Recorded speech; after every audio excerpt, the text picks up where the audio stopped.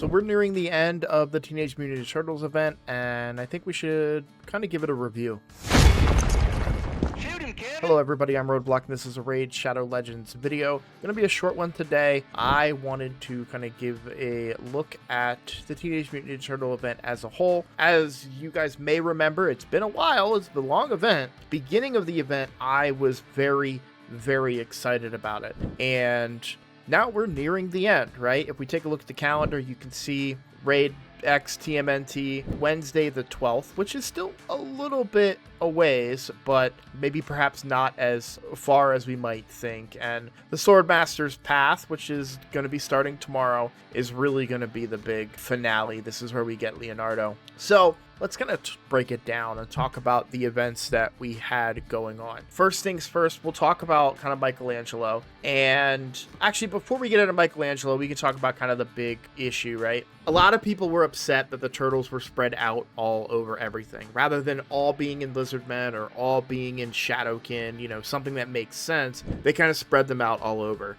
Thing is, I'm okay with it, right? I've talked about this in a separate video, but I think that's okay when you consider the fact that that's going to make things really difficult for balance reason in the future. You know, just imagine if you consider that, you know, Teox is in there and you were to then put all of the turtles in there. That's really strong. And, you know, should it be? Probably, but, or would it be cool if it's that strong? Yeah, sure. But the reality is, like, it's just really hard to balance it, because then that makes, and we need to keep that in mind too, that could lead to such imbalances that they create must-have champions. Listen up, I just got a new promo link that you can use to follow along with me on my latest free-to-play adventure and get a free Elenaril, as well as 3 more powerful epics as you level up. Here's how to do it. Log out of Plarium Play and uninstall. Click the link in the description and register with a brand new email. Launch Raid and complete the tutorial. Go to your inbox and claim your first champ. Don't miss out on your chance to get Elenaril right after signing up,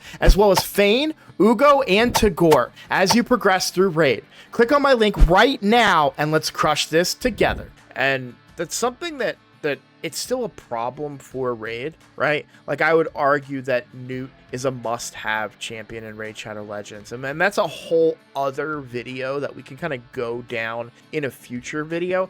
I don't want to do that now, but we don't want to create these champions that you have to have in order to, you know, be successful. And there are going to be examples, there are circumstances where that happens, and not having that champion is devastating to your account. But I think if they were all in Lizardmen, you know, when you have Teox, a past fusion like Python, which would work well with their group, stuff like that, it can just get out of hand very quickly, and you want to be careful about that. Am I saying that you know, should never happen? I don't know. I mean, they did it with the Barbarians and everything was fine. You know, there's no OP anything there, but just wanted to kind of touch on that very quickly to start the video, that I'm okay with that part of it. But then we could talk first about Michelangelo. So Michelangelo, obviously the login legendary champion. Gotta be real, think it's a good login legendary. I don't like the A1 here. I mean, okay, maybe it's not so bad, but increased attack on the A1, actually, with the turtles passive and everything, probably fine. Decreased defense with a stun. That stun books up to 100%, and that's a single target stun, where the decreased defense is single target. Oh no, but the debuff spread, you know, so you do have that option for stunning everybody and the decreased defense there on everybody. Then we have an AoE hit with decreased attack and leech, and then of course the passive. I'm not trying to spend too much time talking about the individual kits. I've already done that. Overall though, I think that Michelangelo makes a lot of sense as a login champion. You have decreased defense, one of your most wanted debuffs, so you're going to use him. It's single target that then turns into an AoE, which I think balances it a little bit, right? A decreased defense and stun that goes up to 100%. If that was just a pure AoE and they only have one chance to resist it, it's kind of frustrating, but it could be a little more balanced in this way, perhaps. But yeah, and the D, yeah, I don't know. I think it's fine. I think it's fine. Decreased defense is something that you want. You get a free one. You get a login free decreased defense champion. If you were starting a new account, Michelangelo would be very, very good, right? Decreased attack and leech, both very, very desirable debuffs for Clan Boss, which is something that new players and early game players are going to be struggling with. The taunt buff, if it works the way that I think it would soak up all the stuns, and Michelangelo would have a large shield to help mitigate that damage coming in from the stun from Clan Boss. So for an early account trying to beat Clan Boss, Michelangelo just makes a ton of sense, right? Okay, then we'll go into next was the fusion. That would be Donatello. I think Donatello is a very, very well-built champion, right? I think that overall, he's just really good. Good healing, increased speed, turn meter, everything you want from a support. Just good. Just overall good, right? So that's a plus. Raphael, I know Raphael kind of early on, people were kind of doubting, but I've seen a lot of videos popping up about how powerful Raphael is. So, maybe we kind of underestimated that. And then, of course, we've got Leonardo, who is very, very good. Very good kit. A champion that everybody really wants to get. I want to get. And we're finally getting that opportunity to get it. But let's look at the event as a whole instead of the champions themselves. Michelangelo makes so much sense as a login legendary. Donatello as the fusion. It makes sense when you consider, it's been a minute since we've had, by the way, you guys are going to fact check me on this statement. I can already tell, but I feel like it's been a little bit since we've had such a strong support like Donatello. So Donatello being the fusion kind of makes sense, right? Because you just don't want all fusions to be nukers. You don't want them all to be arena.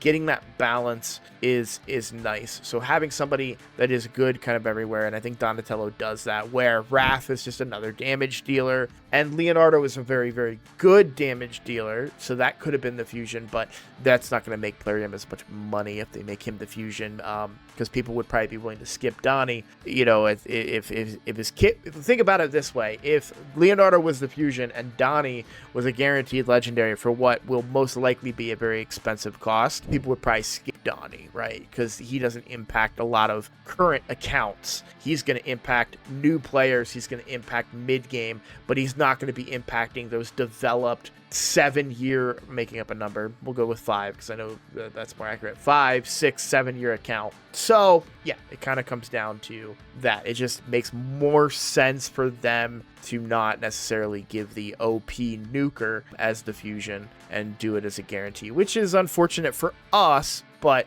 I can't argue with the logic. I'm not trying to shill for Plarium. I would love to have the fusion, and I would love to have every champion in the game be really good for my account, right? I get, but that's not necessarily the nature of the game, and the company needs to make $1. So, it is what it is. But I think Donatello was the right choice for the fusion because it's not just another nuker, and it can help out a lot of accounts that maybe didn't want to do a massive chase. Another nuker added to their team. If you think about an account that was built just a couple months ago, or is it months ago, year ago now? I don't know, but a new account that has Alice doesn't necessarily need another nuker, right? But they probably could use the support very badly. So I'm okay with the support being the fusion. Then we have Raphael as a guaranteed. That just makes sense because you want to guarantee all 4 turtles. That's part of the gotta collect them all type stuff. So I'm fine with that. And Leonardo finally being the guarantee and at the end of the event, and it's going to be expensive, of course, or where that is the assumption. I mean, that sucks. That's frustrating because the fact that it might be very, very expensive could be incredibly frustrating. And we won't know until tomorrow. We're only a few hours away from it because I am up late recording, of course. So, yeah, Leonardo makes sense that he's kind of the strongest one. They're all strong in their own right, but their traits you know, as characters. Michelangelo being kind of goofy, Donatello being the nerd, Raphael being kind of the rage, and Leonardo being the leader, but also probably like, you know, the more locked in mentally, always ready and kind of serious character. So it makes sense that character would probably come across a little bit stronger in the Raid universe. So, you know, overall, I'm happy with that. Let's talk now about the Shredder event. I'm pretty disappointed in this, to be completely honest. Yes, I did do stage 30, but I farmed it at stage 25 because I just couldn't get a consistent team at 30. And that was frustrating. It's always frustrating when I can't get the consistency. I would much rather just have my account should be able to farm 30. And I'm sure a lot of people are like, bro, you're probably just being lazy. I guarantee your account can do 30. Well, yeah, that's probably a little bit of it. I'm probably being a little bit lazy. But the fact of the matter is I just couldn't get a team that was 100%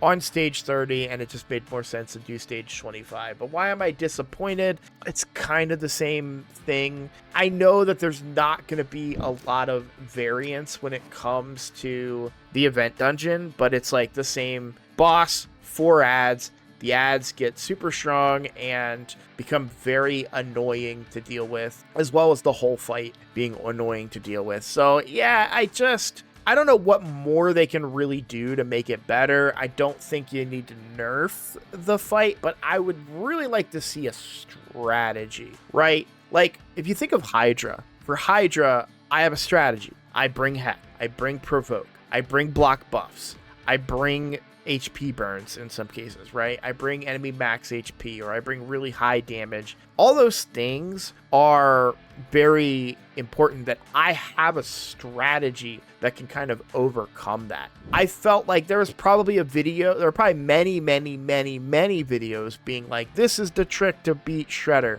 but I never felt like there was a strategy. It just felt like the same old kind of recycled compositions that revolved around me having a seer and just trying to find ways to keep seer activated to wipe the enemy team and then eventually kill Shredder. I would have liked to have seen some kind of strategy or even some synergy with the champions that really counters the boss. I don't know what that looks like per se, but it's definitely a world where you would like to see the turtles have an advantage against Shredder, have like a keyword or a mechanic or something. Oh, the turtles ignore this certain mechanic, or they have, you know, extra damage going up against Shredder or something like that. I don't know, but yeah, Shredder overall was kind of a disappointment for me. Yeah, that's pretty much all that I have to say. April O'Neil, we didn't talk about her.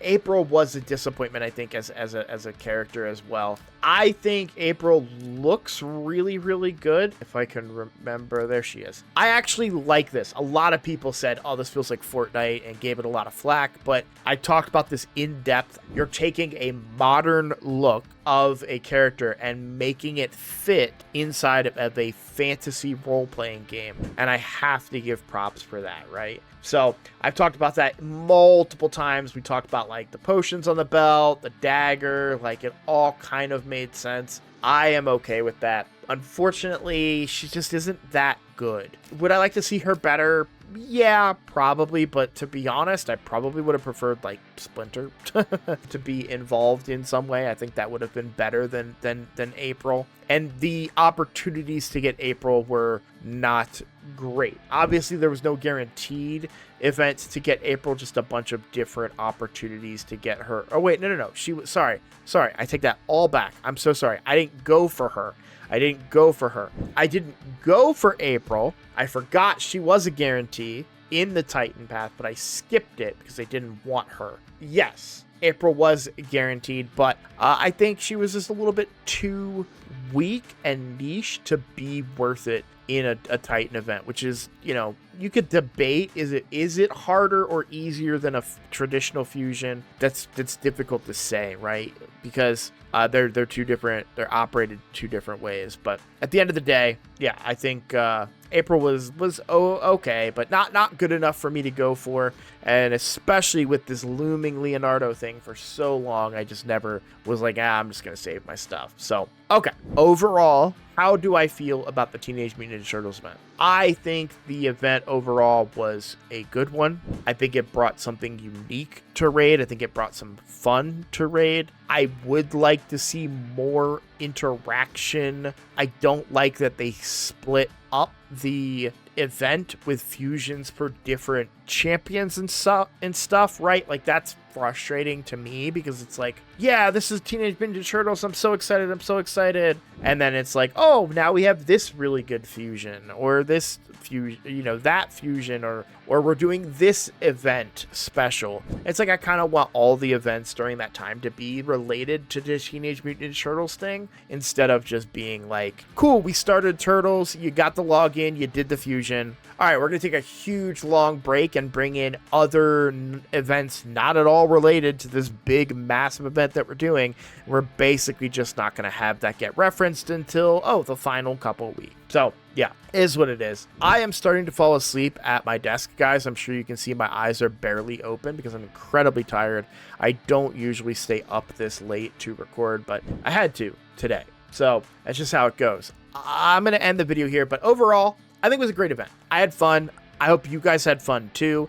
It was a unique thing. It was something that they've expanded upon over 2 different iterations of this. First being the Asgard, and then the Alice in Wonderland, and now we have Teenage Mutant Ninja Turtles. So I'm probably saying Teenage Mutant Ninja Turtles because I just can't enunciate right now because I'm so tired. So thank you guys so much for watching. If you're new here, please consider subscribing. It's the best way to support my channel, and I look forward to seeing all of you in the next video. Take care.